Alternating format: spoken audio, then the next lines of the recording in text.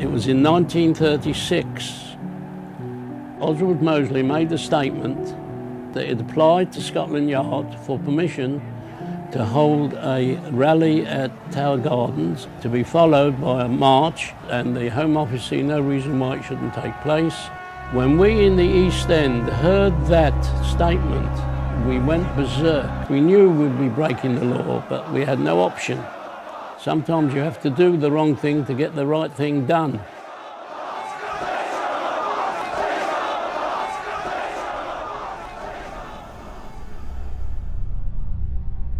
1930s Europe.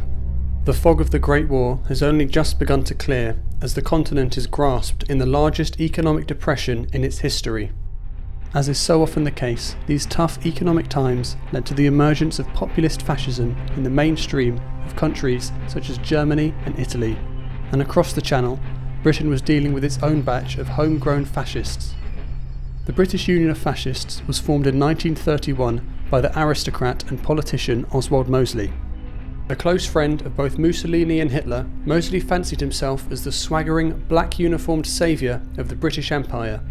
And as the scale of Mosley's rallies and demonstrations grew, so too did anti-fascist opposition from minority groups, communists and trade unionists. As a result, these deliberately provocative demonstrations often turned violent. Over time, it was the anti-fascists who were painted as the aggressors and who the police came to see as a threat. But these clashes would pale in comparison to the scale of what was to come. So Mosley decided that one way of breaking through electorally was to galvanise anti-foreign sentiment, anti-Jewish sentiment, anything against the other. And the place to do that was the East End of London. The East End of London was always the melting pot of British society, and he could specifically target the Jewish population. So he decided to come down here and say, look, we are going to take on the foreigner in British society. What happened? Passing the Tower of London, 5,000 fascists rally to their mobilisation for the much advertised march through the East End. And Sir Oswald Mosley, black shirt leader, arrives at Royal Mint Street to inspect his followers. In step here, thousands of East Enders prepare to resist the invasion, barricading the path the fascists would take. There appeared the whitewashed signs all over the pavements, they shall not pass. There were posters, there were leaflets, asking everybody in the East End to form what I can only describe as a human wall. You weren't asked to go and fight, you were asked to block the streets, block the roads so that the fascists couldn't get through. I remember leaning against the wall and seeing a massive army all around me. They said it was over 200,000 people congested in that one main road. They'd come there to stop the fascist invasion of our patch. But when the day came, the fascists stood far behind the front lines, waiting for the police to clear a path for their march.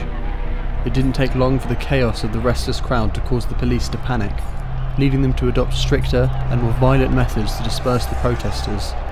Thus, a violent chain reaction was ignited. Well, at the beginning, the police just wanted to clear the roads, and they were pushing the people up onto the pavement, but there were too many of them. They were using the mounted police, and the police were leaning down and quite indiscriminately banging everybody in the head who was within their reach. And women were falling under the horses' hooves. There was literally blood everywhere. The whole thing was absolutely petrifying.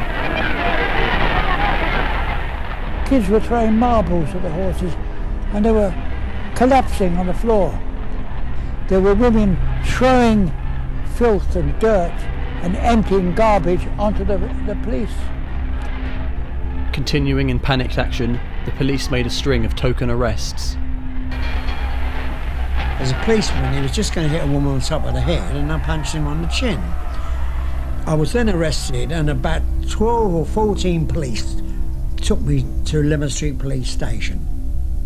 There was about 40 or 50 in a cell because with so many arrests they had nowhere to put them. Injured protesters were returned to medical centres set up by local communist groups and were quickly replaced by a seemingly infinite backup from the 200,000 strong anti-fascist force. Over a gruelling 4 hours, the police continued in vain to break through the line of protesters. In the end, they found that it was impossible to break through. Sir Oswald Mosley was informed by the police commissioner, Sir Philip Game, in order to avert serious bloodshed, the march would ban. After their defeat at Cable Street, the British Union of Fascists lost their air of untouchable power. In 1936, the Public Order Act banned uniformed political marches, and by 1940, Mosley was in jail as a Nazi sympathiser. From that point on, hardline fascism in Britain largely became the target of exclusion and disdain. Mosley continued his activism until his death in 1980, but was always met with scorn and immediate and overwhelming opposition.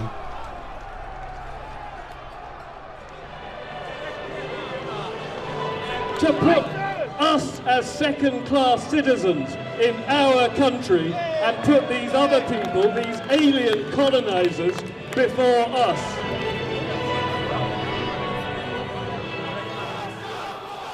The events of Cable Street could not be more relevant than they are today, as the false perception of the dangerous foreigner sadly lingers throughout Europe. Over the past few years, Britain has become increasingly divided, giving rise to a new wave of populist far-right groups. And while not as openly and bluntly racist as Mosley, British politicians continue to deliberately fuel xenophobia in the public and implement policies based on bigoted worldviews.